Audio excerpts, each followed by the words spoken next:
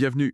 Aujourd'hui, on plonge dans un texte assez énigmatique, le livre des secrets d'Enoch. Oui, aussi appelé Enoch Slave ou de Enoch, c'est un apocryphe, donc pas dans le canon biblique officiel. Et pour l'explorer, on s'appuie sur l'étude d'André Vaillant, euh, celle de 1952, qui est un peu la référence avec les manuscrits slaves. Exactement, une édition critique très utile. Notre objectif, c'est de voir ce qui rend ce texte si spécial. On va parler d'un voyage dans les cieux, de secrets cosmiques et, attention, d'une naissance vraiment surprenante. Ah oui, c'est un texte qui ouvre vraiment une fenêtre sur une autre manière de voir le divin, le cosmos, sûrement du 1er siècle de notre ère, même si on n'a que des copies slaves plus tardives. Alors, commençons par le début. Le voyage. Enoch, il a 365 ans. Oui, l'âge symbolique, une année solaire. Il est emmené par deux anges, des êtres de lumière, en tout cas. C'est ça, pour un tour des cieux. Et ça commence fort, comme vous dites. 7 cieux à visiter. On va peut-être pas tous les détailler, mais non. Mais les premiers, rapidement. On y voit la gestion des étoiles, la neige, la rosée, et aussi déjà des anges déchus, prisonniers dans le deuxième ciel. Une sorte d'organisation cosmique et morale, déjà. Tout à fait. Mais c'est surtout le 3e ciel qui marque. Ah oui? Pourquoi? Parce qu'il contient le paradis avec l'arbre de vie, les parfums, et juste à côté, l'enfer, L'enfer. avec le feu, la glace, les ténèbres. C'est curieux cette proximité. Très curieux. Peut-être pour accentuer le contraste, la justice divine. C'est une des spécificités de ce texte. D'accord. Et ensuite, le 4e ciel. Alors là, c'est plus technique. On y décrit les mécanismes du soleil, de la lune, et c'est là qu'on trouve ce fameux calendrier solaire. De 364 jours. Pas 364 écarts. Non, 364.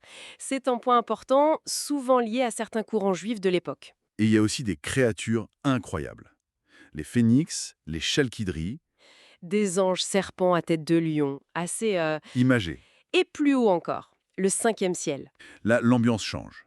On rencontre les grigoris, les veilleurs. Ah, les fameux anges déchus dont parle aussi le premier livre d'Enoch. Oui, mais ici ils sont décrits comme des géants, silencieux et tristes, très tristes. Leur tristesse, c'est un regret. Une punition? Le texte insiste surtout sur leur état de disgrâce permanente. Leur silence est lourd, ils marquent leur déchéance. Et on arrive au sommet, le 7e ciel. L'apogée du voyage, oui. La vision du trône de Dieu, c'est indescriptible, d'après le texte. Entouré des chérubins, séraphins, ophanimes, ces êtres de feu et de lumière. Les ophanimes, ce sont ces roues couvertes Dieu, c'est ça? C'est une interprétation possible, liée à la mobilité, à l'omniscience divine. La vision est écrasante pour Enoch. Et c'est là qu'il se passe quelque chose d'important pour lui, non? Il est transformé. Absolument. L'archange Michel ou Gabriel, selon les versions, loin avec une huile sainte. Et là, Enoch perd son corps terrestre, il devient, comme un ange, tout de lumière. Il change de nature en quelque sorte, pour pouvoir faire quoi ensuite? Pour devenir le scribe divin, sa mission change, il n'est plus seulement un visiteur. Il doit écrire. Voilà. Guidé par un autre archange, Vréveil ou Pravuil, il passe 30 jours et 30 nuits à noter tout, les secrets de la création, du jugement, l'ordre du cosmos, les anges. Combien de livres? Déjà, c'est un nombre énorme. 366 livres, selon le texte. Un savoir total, révélé. Et après cette phase de révélation intense, il doit redescendre. Oui, il retourne sur Terre pour 30 jours. Sa mission? Instruire ses fils, surtout Mathusalem. Il leur laisse les livres, bien sûr, mais aussi des instructions morales très précises. Ah, donc ce n'est pas juste de la cosmologie abstraite. Il y a une éthique derrière. Essentielles. Justice, patience, amour du prochain, rejet de l'idolâtrie. Le savoir céleste doit guider la vie terrestre. C'est très clair. Bon, et juste quand on pense avoir tout vu, certaines versions ajoutent une histoire finale assez déconcertante. Melchizedek. Ah, Melchizedek. Oui, c'est un ajout fascinant et un peu étrange dans le contexte. Expliquez-nous, qui est-il? Alors, c'est le neveu de Noé. Sa mère, Sophonyme, meurt avant sa naissance. Et l'enfant naît, post-mortem, miraculeusement. Né d'une morte. Oui, et ce n'est pas tout.